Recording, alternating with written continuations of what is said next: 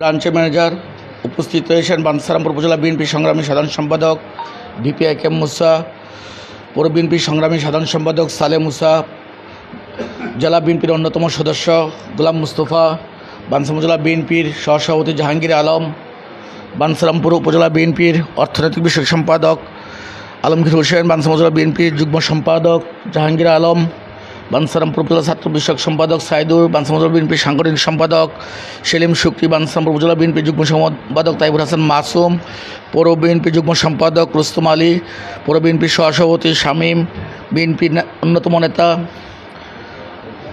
জামান by সহ আমাদের পৌর যুবদলের সাধারণ সম্পাদক মোহাম্মদ সামি সহ অসংখ্য নেতৃবৃন্দ এখন উপস্থিত রয়েছেন এবং গ্রাহকগণ উপস্থিত রয়েছেন।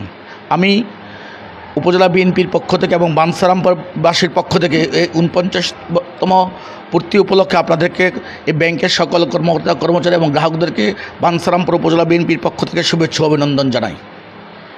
আমি আপনাদেরকে একটি কথা বলতে চাই, বাংলাদেশের অর্থনীতির মূল চালিকা শক্তি হচ্ছে ব্যাংক।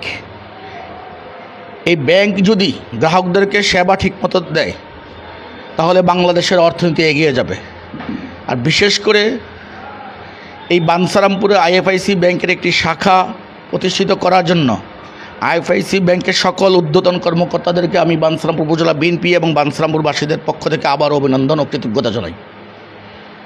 আপনারা মনে রাখবেন, বাঞ্ছারামপুরবাসী অত্যন্ত অতিথিপরায়ণ।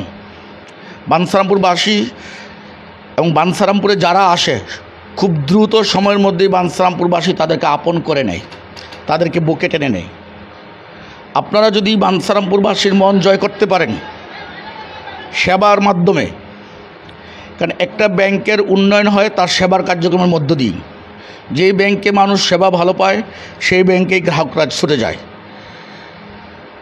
আমি আশা করব এই শাখায় যে সকল কর্মকর্তারা থাকবেন, আপনারা যারা সেবা নিতে আসবে, আমার বাঞ্ছারামপুরে ম্যাক্সিমাম মহিলা গ্রাহক, কারণ এই বাঞ্ছারামপুরের বিশেষ একটা অংশ প্রবাসী জীবন যাপন করে।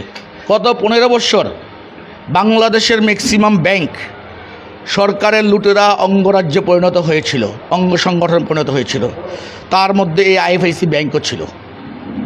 বাংলাদেশের গত 15 বছরের ব্যাংকের যে ক্যাটাগরি, ব্যাংকের যে সিরিয়াল, সেই সিরিয়াল দেখেন বাংলাদেশের অর্থনীতিকে ধ্বংস করে দিচ্ছে ব্যাংকের কিছু অসাধু কর্মকর্তা কর্মচারী। তো আমি সেদিকে যাচ্ছি না, তার কারণ আমি আশা করি স্বৈরাচার পতনের পর একটি গণ অভ্যুত্থানের মধ্য দিয়ে যে সরকার পতন হয়েছে, সেই সরকার পতনের পরে এখন যে সরকার ডক্টর ইউনূসের নেতৃত্বাধীন সরকার, আমাদের সকলের দায়িত্ব ডক্টর ইউনূসের নেতৃত্বাধীন সরকারকে সহযোগিতা করা। তার মধ্যে অন্যতম সেক্টর হলো ব্যাংকিং সেক্টর। কারণ ব্যাংকিং সেক্টর যদি প্রতিষ্ঠিত হয়, ব্যাংকিং সেক্টর যদি নিরাপদ থাকে, দেশ নিরাপদ থাকবে, অর্থনীতি নিরাপদ থাকবে। অর্থনীতি নিরাপদ থাকলে দেশের মেরুদণ্ড সোজা থাকবে।